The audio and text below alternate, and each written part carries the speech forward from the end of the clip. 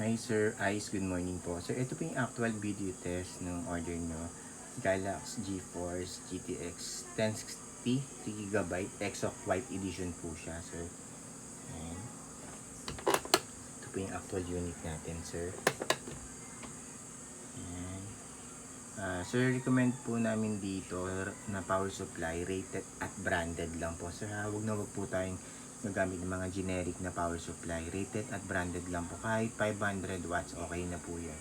Basta rated at branded po yung mga brands like MSI, Sonic, Thermal, Gigabyte, Corsair, ayan.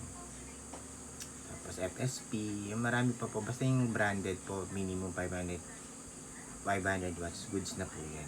May single power connector require siya. Yan po, single 6-pin power connector. So yung warranty pala namin, void po pag nasunog, okay? Yun lang naman po pag nasunog, pero other than anything po nasira, may at saka yung physical modification, bawal din po yun. Yan. Void po yung warranty natin. Kahit saan pong store bumili kayo, brand new, hindi po talaga yung cover pag nasunog po yung video card. May nasunog na pipe or nag-modify po kayo, may kinat kayo dyan, hindi po sa amin ng warranty po namin. Please note po sir ha, okay? Ayan. Kaya po gagamit po tayo ng rated at branded na power supply lang po yan.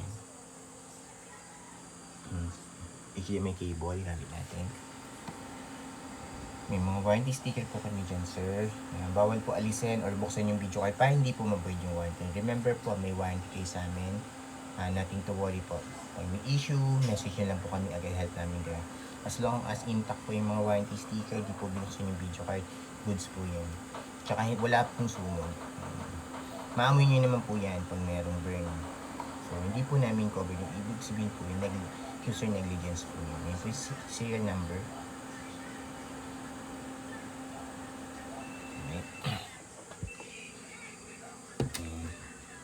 Ito po per mark test natin. Yan, habang pinapakita kanina. Time running yan dito sa per mark, 2 minutes 47 seconds. At yan yung mga reading niya. Tapos tingnan niyo po yung graphs. Pagka smooth lang yan sir. Straight na straight lang siya sir eyes. Yan. Ito po yung buong screen, buong view.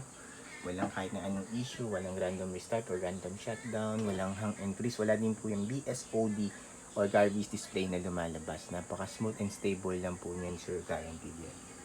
Namin wala kayong magiging problema. Alright. Time check po din na running siya. Yan, 3 minutes and 20 seconds na continuous running pa rin po yan sir. So per mark, walang ka-issue sir eyes. Okay, close ko na to. Yan, yun po yung per mark. Run natin. Yung GPU detected niya. Yan. Yan. Close na natin. Full details and specs po sa GPU-Z. Yan, GPU-Z. NVIDIA GeForce GTX 1063GB. Sensor, yan, lahat naman po may needing hanggang baba.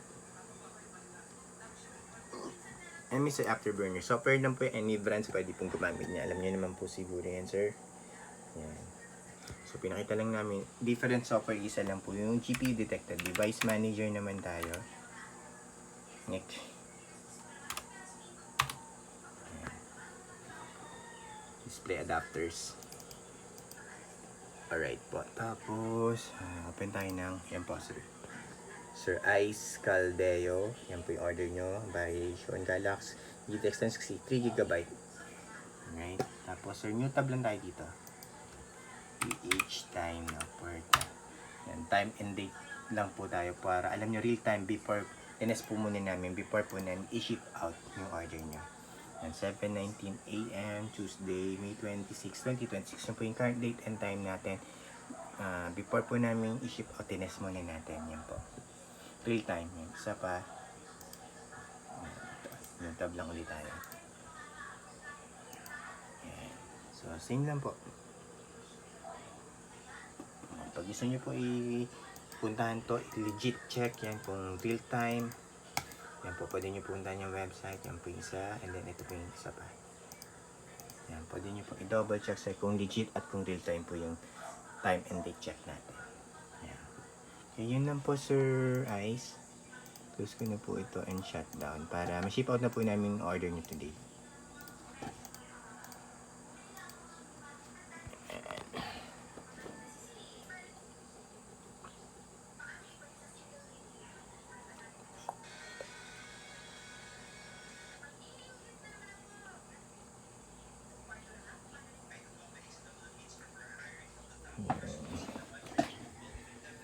Yan sir, yung fan. Buong buo po siya sir, walang ka-issue. Sir, ulitin ko lang po sir yung rated at branded lang na power supply gamitin nyo. Brand new or used pa po yan.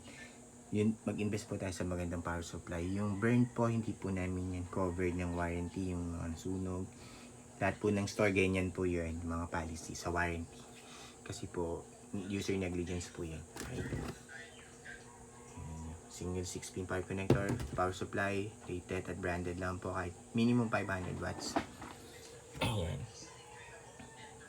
Tapos, warranty sticker po namin sir. Tandaan nyo, may warranty kayo. Bawal po alisin niya yung mga warranty sticker para hindi po ma-void yung warranty natin. Serial number.